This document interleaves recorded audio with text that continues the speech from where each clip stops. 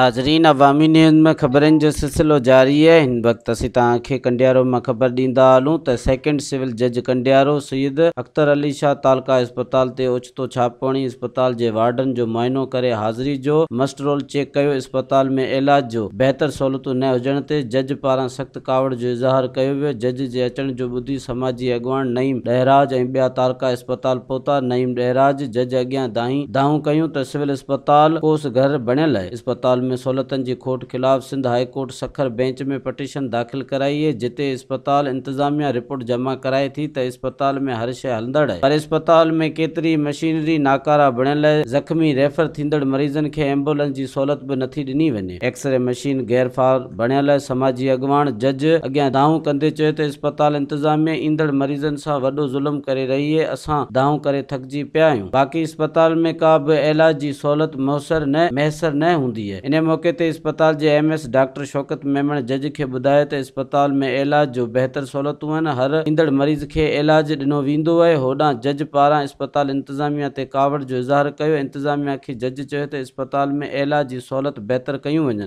मज़ीद खबरों और तफसीलात के लिए विजिट करें हमारी वेबसाइट www.awamiNewsHD.com।